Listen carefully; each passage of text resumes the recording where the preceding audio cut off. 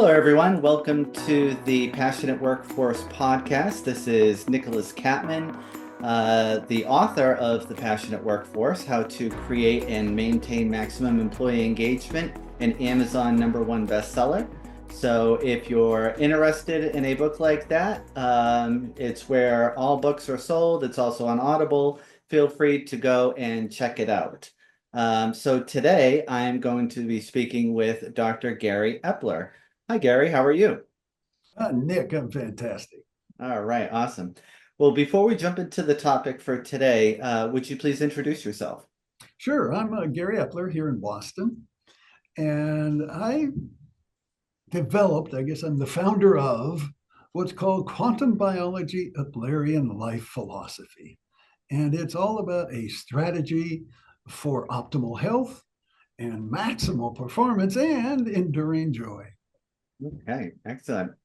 What is the topic for today? It's called authenticity, which is a kind of a strange word, kind of an unusual word, but it just means be your true self.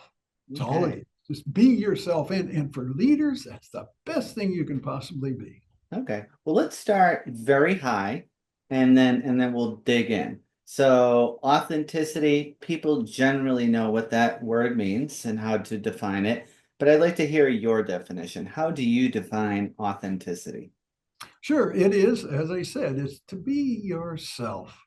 And on the surface, it seems pretty easy, but it's what it's related to is our present sort of way of thinking around the whole globe, the way people are thinking.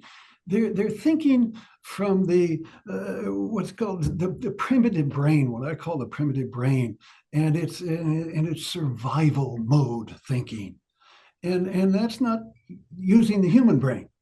And that survival mode thinking it results in stress, lots and lots of stress, and anger, and lots of harmful thoughts because it's all about yourself. It's about me, me, me. And of course, we need that thinking every once in a while, maybe once a year, twice a year. And we certainly needed it way back during infancy. You cry, you get something to eat, and you get your diaper changed. I mean, it was fantastic. So it's good to have. Hmm. But what's happened is that primitive brain thinking is just taken over people. It's just running people's lives, and that is not your authentic self. And so the definition of your authentic self is to use the human brain to be human. Mhm. And humans have two things they do. Number one, they're kind to each other. And number two, they help each other. That's authenticity. That's Hmm. who we all should be. Now, when I think about authenticity and how it can help from a leadership standpoint, you say it's, be yourself. And so that sounds pretty easy. So Yes. so where does the struggle come in for leaders and managers where being their authentic selves turns into a challenge? Here's perfect example. I talked to a CEO recently here in Boston. He was selling his company, and I talking to him about selling a company. He could not finish a sentence. He was so stressed out. His face sort of level 10, 10 stress, heart attack stress. I'd ask him, I'd try to get a conversation going. He could not finish a sentence. He was so stressed out. And the reason was he was trying to be a CEO. He was being his job title. The last CEO, he was a startup, 4 or 5 year startup, and the last CEO was fired. The board fired him. And so and he came into place. Very capable guy. He was in his 40s. He just phenomenal, capable guy. But he said he had to please the board. That's what he was thinking. To please the board, keep that board happy. I'll get fired. Keep the employees happy. They'll give me a bad a bad recommendation to the board. Keep the community happy. That's what he did. That was his job. That's not the CEO job. That's for him. That's all him. That's not being himself. That's the opposite of being himself. He needs to be himself. Again, use this prefrontal lobe, the human brain, for creativity, for innovation, and to make decisions. The CEO's job is to make decisions that are best for the organization, best for the employees and their families, and decisions that are best for the community. That's the CEO's job. You cannot do that from this primitive brain. It's not the purpose of the primitive brain. It doesn't have any of those capabilities. It literally does not have those capabilities. And so that's what I mean by a leader. Be your true self. Use this prefrontal lobe and do the right thing. You're not CEOs are not there to do what they want to do for themselves. That's not a CEO. That's not the job. It's to do the right thing for the organization and for the people and so forth. So what I pulled out of that is one of the things that prevents CEOs, leaders, managers from being their authentic self is fear. Is that correct? Absolutely. You just named it. That's it. Okay. He for some reason, he was in his mind, in this thing of he didn't want to get fired. I mean, and he didn't, you're right, fear. He's feared for getting fired. And you just can't think that way. I mean, that's not the job. That's that is it. It's fear. And maybe the other thing is maybe people don't know how to be themselves. Maybe they don't know how to use this frontal lobe, this human brain, and I think that may be an issue because I think we need to learn how to use the human brain. No. It doesn't seem to be coming natural because the whole world is thinking from this primitive brain, and it should be something taught in grade school. And it's real easy. There's only one thing you have to do. One thing you need to do: slow down the brain waves. That's all you have to do. Slow down the brain waves, and then you can think from the mind, because the brain connects to the mind, which is the universe. And no other species can do that. But you can't do it at what I call 14 cycles per second. That's the primitive brain frequency. And the exciting thing about that, if you learn this feeling of the slow brain waves, then you can connect to the mind, which has everything, all information, all knowledge, everything is there. You just connect with it with your frontal lobe, and so slow those brain waves down. And so, how do people do that?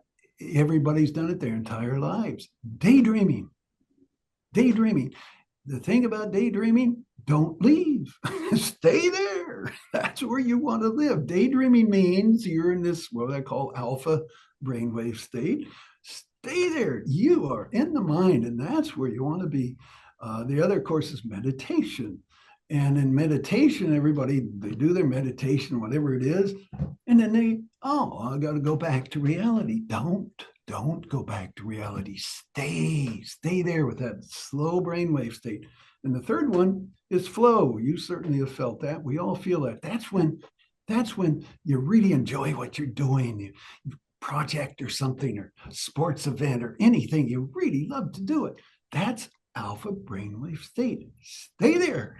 Okay. So let me see if I'm understanding correctly. So are you saying that and I'll use a synonym, let's say I'm in the zone, and are you saying that if I'm in the zone or I'm in the flow state, that will decrease my level of fear when I have to report to the board, my employees, so on and so forth? Not only decrease, it eliminates stress, eliminates zero stress, eliminates anger, eliminates complaining and criticism and judging and blame. All those things are primitive brain thinking. And that's at a different frequency. And that's at 14 cycles per second. But when you're in the flow, you cannot be angry when you're in the flow. You have have you have you have zero stress. It's fantastic. Hmm. And this is all explained through quantum biology. Hmm. And it's real. And so you're right. Well, Fear is why people don't do it, but you have no fear when all you're right. in the beat. Well, so let me challenge you. So let's say I'm in a flow state. I'm working on a project. I'm feeling really good about it. But as I understand it, when we get in the flow state or zone, it's not a permanent state of being. So you get in and then you come out, you go in, you come out. And that's one of the reasons that we need to block out times for projects because the start and the stop is what can disrupt the flow state. So while I would entertain your concept that being in the zone and in a flow state can increase authenticity and probably for that moment decrease and eliminate fear, it's only a temporary state. So eventually, throughout the course of the day, in short order, I will exit that state and then I'll be in another situation of fear. And now, let's say I finish the project, I'm out of my flow state. Now I have to communicate with the board. And it's hard when I'm going into a very important meeting to immediately enter into a flow state. There's a little bit of a ramp up uh, uh, part of getting into flow before you're fully into it. So as I'm preparing my presentation for my board, and we'll just keep going with that for this particular example, how do I, knowing I'm going to give a presentation to the board, knowing I'm going to be delivering bad news, knowing that my job can be on the line, how do I resist the temptation to appease my audience as opposed to being my authentic self? Absolutely perfect question because you've defined the issue very clearly. And you've defined the difference between the human being in this human brain and being in this primitive brain. Now, remember, the primitive brain is for survival thinking. So you're going in front of that board. You're in survival mode, and, and so you're going to do whatever it takes to survive, and that's going to be stress. It's going to be extremely stressful. There's going to be fear, stress, all of those things you mentioned, and that's exactly what happened. Now, the idea of this alpha, call it an alpha state, slow brainwave state. It's called the alpha brainwaves. That's why it's called alpha. At 10 to 12 cycles per second. The whole concept is you want to learn what that feels like. You just, and because you want to use that as much as you possibly can during the day. It just absolutely as much as you can. If you find yourself, for example, I was working out this morning and I was lifting, and then we have a bunch of what I call phone zombies workout. They kind of I know what you mean. and they dead eyes and everything. And I was trying to work out. And some phone zombie was sitting there practically drooling on me, and it was very distracting. And you can't be distracted lifting your 100, 200 pounds. You can't. It's dangerous. And so I flipped down to my survival mode. And it's stressful. I actually had to put the weights back because I say, hey, I got to calm down. And so that's this survival mode thinking. It's going to happen throughout the day. But I put it down. I said, oh, come on, let's get back into the alpha state. And I did a bunch of belly breaths for it's a vagal nerve response, and it will get you into that state. And I was fine within about 10 or 15 seconds. And that's the whole point of the daydreaming. You want to know what that feels like so you can go into that as much as you possibly can and flow. That's the feeling you want. And you will learn it. You learn it, number one, once you know about it, you'll learn that feeling. And that's what I'm using the flow state for, is that's an example of the feeling of using the lobe, the frontal, the human lobe. And you have a board meeting. The best possible thing you can do is get into that mode. I mean, it is. You're not going to make any mistakes. You're gonna say what you're going to be yourself. You're going to be very confident about everything you say, and it's fantastic. You have zero stress, and somebody criticizes you. Yeah, it's a criticism, 5 seconds, and there's no pain involved in that criticism. And they make fun of you. They criticize you. They call you kinds of names. Yeah, okay, but I'm me. It doesn't hurt. It doesn't hurt. It really doesn't. Now, if you're thinking from the primitive brain and you get criticized, oh, it's the end of the world. Because it's a different kind of brain, and oh, it's painful. Oh, it's awful. Somebody yelling at me, criticizing me, it's awful, and pain goes forever. But if you're your true self, yeah, okay, go ahead. It hardly even registers. 5 seconds, 10 seconds, no pain at all. You just go on to the next thing. And the thing, if you're a CEO and you've made some decisions, you're going to make long-term decisions. Number one, that's the way that you're going to make the best for that organization, and they're going to be long-term. And boards think short-term. Most people think short-term. And you've made this decision, and it's going to be painful at first. You may have to lay people off. You may have to change groups. You may have to eliminate things. And that's going to be painful. But you get up there, you know that that's the right decision. And you present it and you give it, and you're confident, you're good, you're not stressed, no fear. You give that, and the board has a big vote, and they say, I don't like that. You're fired. Hey, that's fine with me. I don't want to work for an organization. I'm the CEO. I run this company. The board doesn't run it. I'm running this company. and if the board fires me because I make a decision that I think is the best interest of that company, hey, that is fine. I don't want to work for this company. I'll go somewhere else. So that's what I mean. That's what I mean by this feeling. Yeah.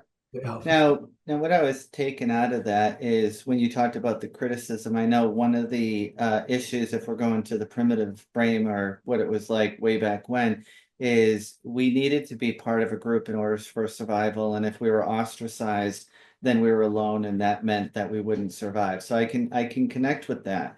Also, what I'm able to connect with is being in a flow state can definitely reduce stress. I also follow along with that. Now, but when we talk about authenticity for inspiring and being productive in our leadership capability, I think about it as a servant leadership type of mechanism. Now, what I really want to drill down into is I want to understand, if I am the CEO and I'm speaking to somebody that reports to me, what does an inauthentic conversation look like caused by stress? And what does an authentic conversation sound like when I'm able to reduce stress? Sure. You have a report coming to you in the office, a VP or something, and you're comfortable, very comfortable, because you're in this alpha state. And the person will come in and say, the person's being inauthentic, not themselves. They're acting. They're trying to be somebody else. They're trying to be a VP. Yes. You don't want to try to be a VP. You want to be yourself, then you're a VP. So the person is trying to be a VP, and they'll have their responses will be all self-centered. They're all about themselves. Whatever they'll have an excuse maybe. They'll have and they'll walk in the door. I'll get a problem. That's it. That's inauthentic response. I have a problem. But you have a person, a VP, that comes in and you're both in this alpha state. That person's going to say, we had a little problem with this the line or the project, but here's a solution. Can we talk about the solution? That's authentic. That's being authentic. Talk about solutions. Come in, somebody said, oh, this is a problem. What good is that? That's primitive brain thinking. And that's this whole thing of being in this alpha state of I don't want to hear about problems. It's a waste of time. Criticism. If somebody comes in and say, "Oh, my employees they're showing up late or they're not showing this," that I don't want to hear about that. It has nothing to do with helping the organization.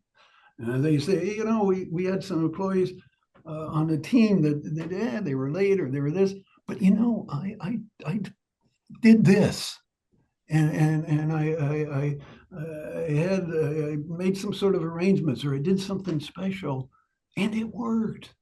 Well, and then you're sharing information that's going to help that team. That's authentic. Thank you.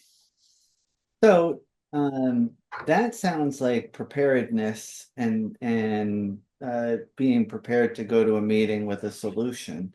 And in the example, what I really want to drill down to is as the CEO, not the CEO listening to somebody come in, but as the CEO, and I'm speaking to somebody that reports to me, how do I, as the CEO, what does a conversation sound like when I'm being inauthentic to my employee? And what does a conversation sound like when I, as the CEO, am being authentic to my employee? Sure, sure. Well, it's real easy to be the inauthentic boss.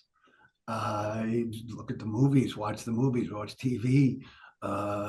Certainly, movies in the 30s, 1930s, 1800 Carnegie, Rockefeller. They were the boss, and it was all about what they wanted. Uh, I want you to do this, do that, do that. I'm not suggesting let's take a look at this or what do you think?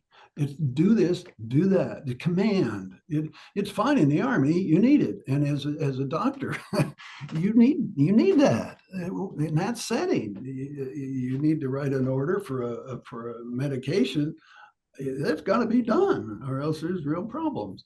But you talked about servant leadership. That's really what you're there for, is to serve that organization, which in turn serves people. It makes people's lives better. It improves people's lives. That's why you're there, whether it's a product or a service.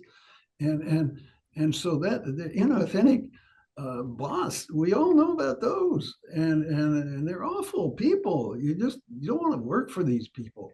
Now the So authentic boss, you have the perfect solution for that, so you can define that with your servant leadership. so what I'm hearing is an inauthentic CEO as he's or she is communicating.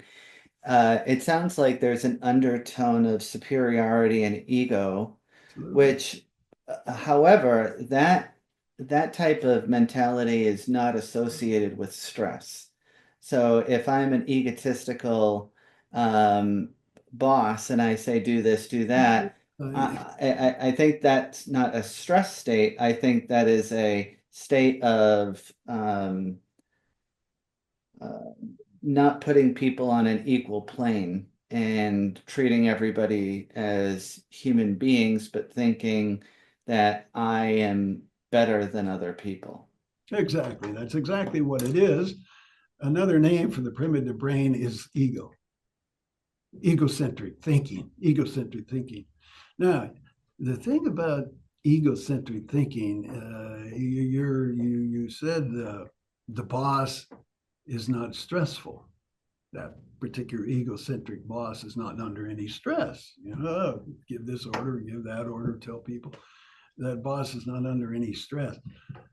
If they're doing it, if they're doing that from that primitive brain, from that ego center, they are stressed. I'll absolutely guarantee they're stressed.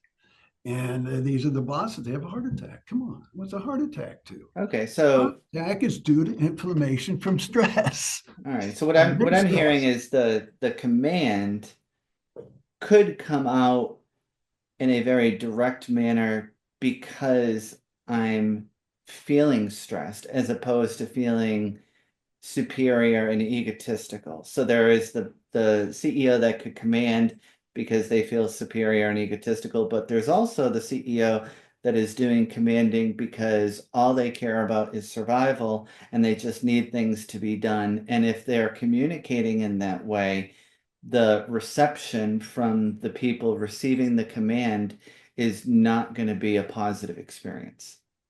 Oh, you're certainly right on the second one, but I think the first one is too. Why would you're saying that first example again is not stress? Why is that? Well, so I'm think going to your point about the 1930s, 40s, Rockefeller, so on and so forth, and I imagine somebody in a big leather chair with a cigar, Oh, right. nice suit, and they say, everybody else are they're they're That's right. serfs, That's right. and I am the master, and I will tell you what to do, and you will not look at me sideways. That's right. That type of communication is not generated from a sense of stress, especially if everything is under control. If I think my company is doing great and I just want to dictate my command to somebody, then that's the way it will come off. However, there is also a situation whereby somebody could be communicating because they need things done immediately in order to survive and achieve a For them to positive survive outcome. or the organization to survive. If The it's for them to survive, end goal. if for them to survive, it's going to be stressful. If it's for the organization to survive, it's not going to be stressful. Okay. Well, Because I, you mentioned from a source of stress. Here's what causes stress. Here's what causes stress. Anytime you think about yourself, any thought about yourself is stress. And real simple things. You right now, you think about your problem. Right this second, if I think about my problem, I got a hot water heater or something that needs to be fixed. I'm stressed. mm, And if you complain, if you criticize, if you judge, if you mm, retaliation, jealousy, mm. worry, any self thought causes stress, Yeah. and stress is from the primitive brain. Well, you know what? And so I want it's to not it's I want to not that you're compliment that. stressed. Yeah, I want to compliment what you said because there's two things that come to my mind, and I just don't want to lose either example. So I have a person in my life, and there is a constant focus about their depressive state and how can they make themselves happier. And they look at tactics about how they can make themselves happy. The paradox, to your point, is if they stop thinking about themselves and then tried to make other people happy, they That in turn make themselves happy. you're And right. that is such an interesting paradox, and I've talked about that, right? It's a paradox. If you stop thinking about yourself and you think about others, you in turn will make yourself happy. And that I think also Fantastic. coincides with your flow state. There's also an example. I just heard this. So there was I don't know if you're familiar with the band Linkin Park. But it was a early Yeah, 2000 yeah, yeah. rap rock and roll Right, band. right. And the lead singer, I don't know his full name. I think his first name was Chester. He committed suicide. And I saw an interview, and it was it really validated what we're talking about because the interviewers, and I'm gonna kind of butcher this, but I'll get to the point, is he said, when I'm with Chester. it's a mess. When I'm in my head, it's terrible. But when I'm out and I'm doing things for other people, I'm in a much better place, Right. And it's interesting. That's right. Um, Now I want to transition into diagnosis. So I am a leader, I am a manager, I am a CEO. I am listening to this podcast and I'm questioning whether or not I am authentic. Right. Where I want to go is I want to find out, how does a person diagnose whether or not they're being authentic? Once we finish that, I want to figure out how they can transition from a place of primarily being inauthentic and then recoding themselves in order to be more authentic and be able to capture some of the benefits of that. Sure, sure. If you're being authentic, it's pretty simple. It's very simple. If you're being inauthentic, you're thinking about yourself. It's all it is. And there's some real, as I said, there's some simple things about thinking about yourself, like you're thinking about your problems, or you're beating yourself up. He's, oh gee, I messed that up. I'm a horrible person. Uh, that's all from the primitive brain. But there's some deeper ones, and that is trying to be somebody else. That's inauthentic thinking. That's primitive brain thinking. Trying to please someone else Hmm. is that's not being you. And another one is doing something that you don't want to do. That's being inauthentic. And that can get really severe. You're at work and your boss comes around and says, hey, why don't you cook those books a little bit? Well, Well, I you're saying doing something they don't want to do that's immoral and yeah, unethical that's against their values. against their values, because a lot of Yes, times we're requested to do things that we don't want to do. yeah, but I mean against their values. Okay. Oh, oh, and it happens. Somebody will come along, the boss, oh, you gotta change this around a little bit. And you say, well, I can't do that. I can't do that. I'll go to prison. And it's true. But here's what they do. This primitive brain takes over and says, oh, geez, I'll lose my job. And I got my family, and oh God, I'll lose my job, and I can't afford this, and I can't. And they do it. And that's how powerful this primitive brain is. It's really bad.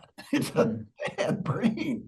yeah. And you got to stand up and say, oh, I'm not going to do that.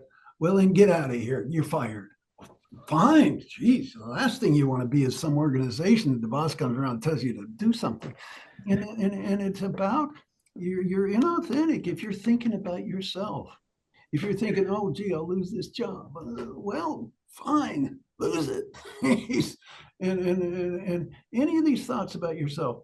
And as I said, the simple ones and trying to please people. And then there's even a little deeper one. It's called power. If you're this is real obvious in our political arena or in politics, is people do that job because they love power over people. That's primitive brain thinking. We're human beings. We don't have power over anybody. We're kind and we help each other. We're not aggressive. Human beings are not aggressive. Animals are, and crocodiles are. And so power. That if you do something because that'll give you more power. If you get a job title, or oh gee that'll let me control, and control is the other one, and those behaviors. And so if you have any of those levels of behavior, that's not you. Mm, And so that's that's a good way. And find out, give you the science behind it. It's pretty easy science. The science is this. It's very easy. The brain starts out as a pot of cells and then develops into this primitive brain in 9 months. Out you pop out as an infant, and that primitive brain's going to survive. It'll get you through that first year, and then it's finished. It's finished. It doesn't need that. And your frontal lobe starts to develop.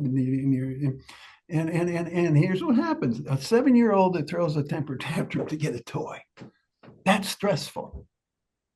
That stress is a signal. The body is telling you, don't behave this way, right? People don't, you don't pick up on that. That's what stress is. Stress, don't behave this way.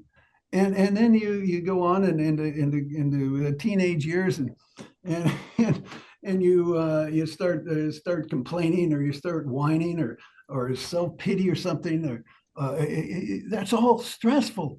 Well, that stress is saying don't think this way. And that's what stress is. It's a little signal saying, don't think this way. Don't think about yourself. Okay, so here's where I'm pulling out of this conversation. It sounds like inauthenticity is coming from two places. It's A, coming from stress, and it's coming from ego.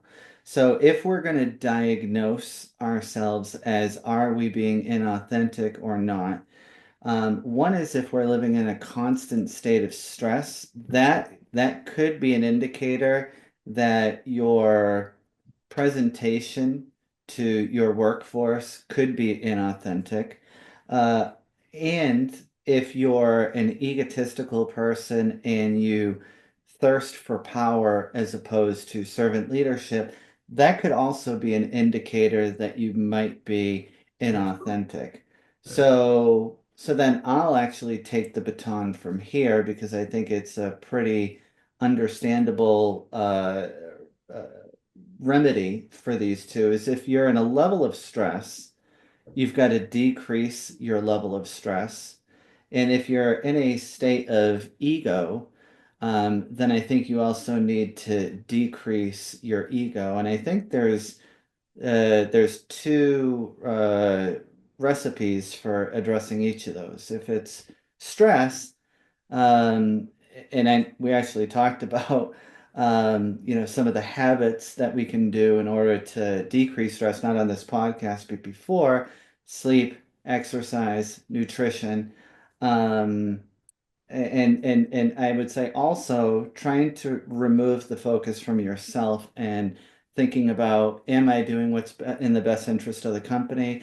Am I doing what's in the best interest of the people that I represent?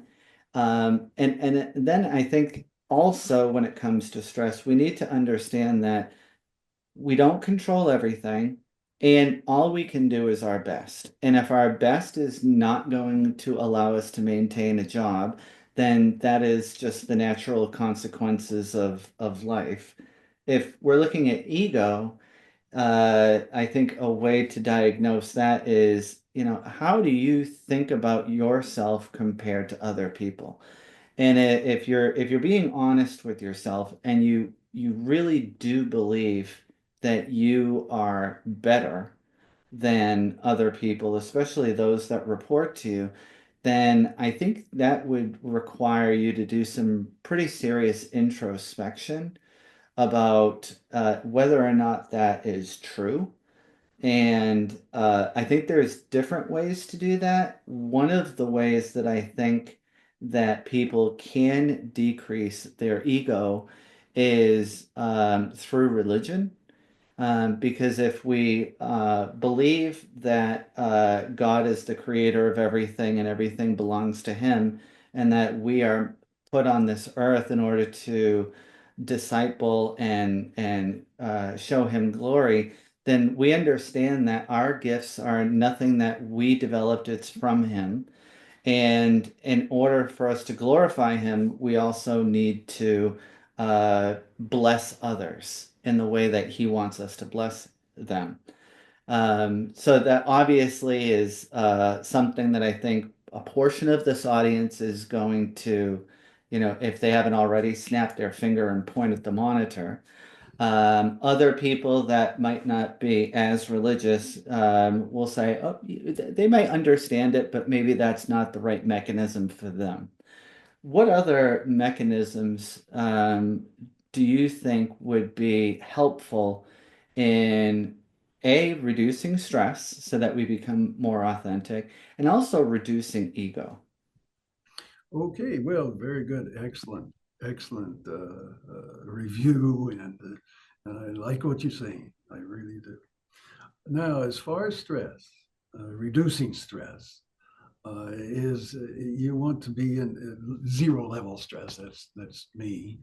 And I developed this philosophy of know who you are moment by moment is know where you're thinking from in 2019, so 4 or 5 years ago.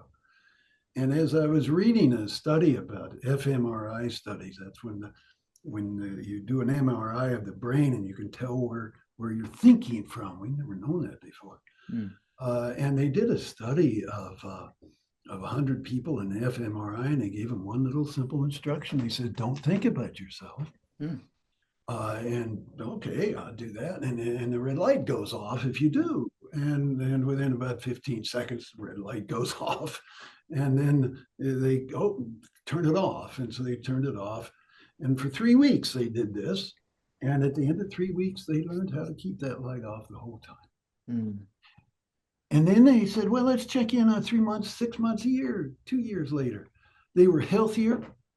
They had 2 times more productive, 3 times more creative, because now they're using the mind. They were healthier, as I said. They were more friendly. They were better friends, and they were better citizens. All because they didn't think about themselves. Mm.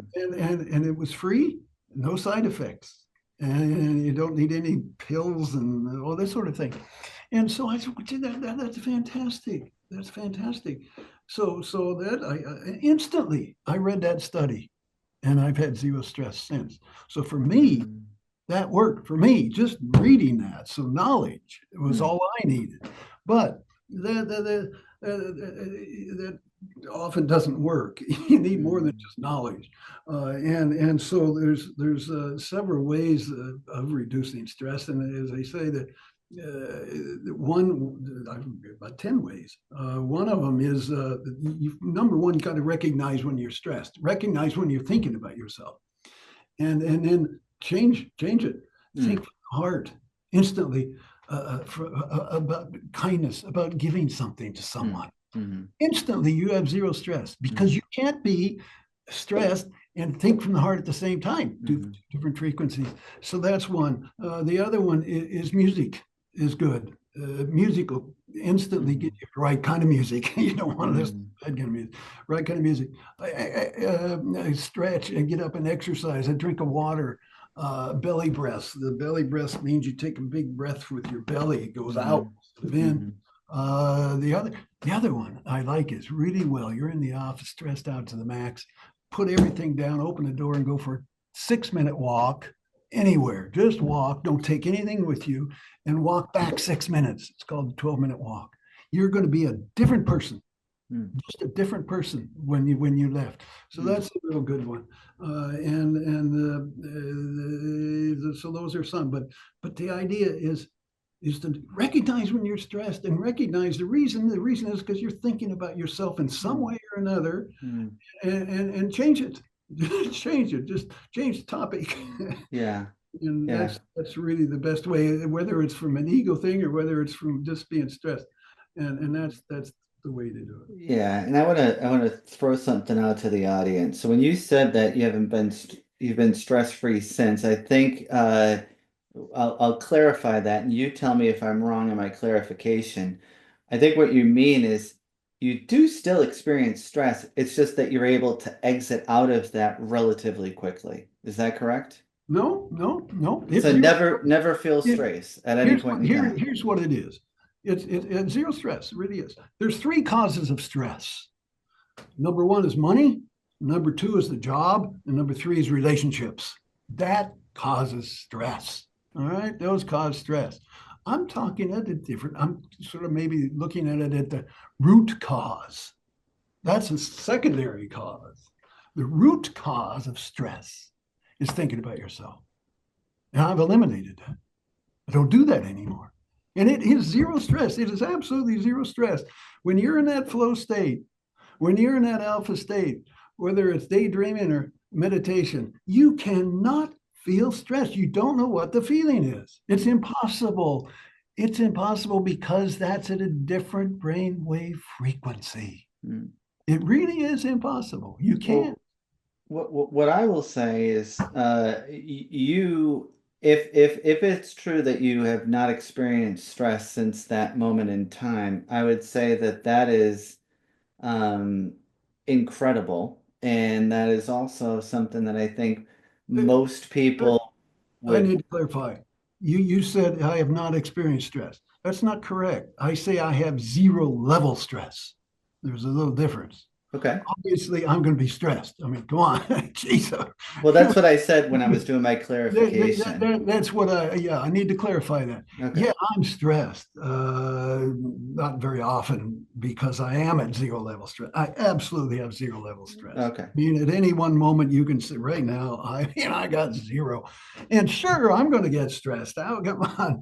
But I've learned to get rid of that in 10 seconds or Well, less. and that's what I said. I said you still Yes. experience it, but you're able to exit out Yeah, pretty yeah, you're quick. right. Yeah, Okay. All right. it's good Good. to All right. clarify that. All 10 right. seconds less. It's not going to hurt you. All It's not right. going to hurt anybody else. Fair enough. And so Um, yeah, clarify that. So, the other thing is we've talked a little bit about some mindsets that we can get into whereby it's impossible to feel stress. And one thing that we haven't talked about, maybe we alluded to it, but I did want to throw it out there, is it's very hard to feel stress when you feel a sense of gratitude. And so that could be a tactic if you're feeling stressed is and again I'll go back to religion. I'm a man and I have my arm chopped off. The first thing I'm going to do is thank God for leaving me with one arm. So there's a way in which you can use gratitude in order to remove yourself from stress so that you can be authentic. The other thing I wanted to add is this requires practice. And I don't do things exactly as you, but uh, certainly I have worked at being an authentic person, maybe not thinking directly about it, but in my own way, I do think about that. And one thing that I've learned is like everything, the more you practice, the easier it becomes, you can reach a sense of it being involuntary. So when I think about your comment about being at zero stress, essentially, I would imagine a stress, something that causes stress comes. You don't have to think about the tactics in order to reduce your stress. It just kicks in automatically. And so over time, and I actually have a really good example of this. Um, Negative thoughts. So I'll give one story. So there was a person that worked for my organization, and they did they stole money from the company. And during that period of time, I found myself thinking about that situation during moments when it was not the correct time to think about it. So if I'm talking to a lawyer, I need to think about it. However, if I'm laying in bed, that is not the appropriate time to think about it. If I'm spending time with my family, that's not the appropriate time. And here was what I've practiced that helped me is the negative thought comes in. I recognize that okay, that is a negative thought. And there's a great book called The Daily Stoic for anybody that wants to learn about gratitude and how to essentially live an authentic self. That's a really great book. But essentially, if somebody wrongs you, uh, you still have control over your internal emotions. And if you allow that person's actions to create chaos internally, they've won the battle. So, in that regard, the way I've done it, you recognize the negative thought. You say, okay, is now the correct time to think about it? And you say, no, it's not. You say, all right, let me refocus on something positive. Now, in the beginning, that'll work for 5 seconds and it will come back. Just rinse and repeat. Say, negative thought, now's not the time, refocus. Well, now it won't come back for a minute.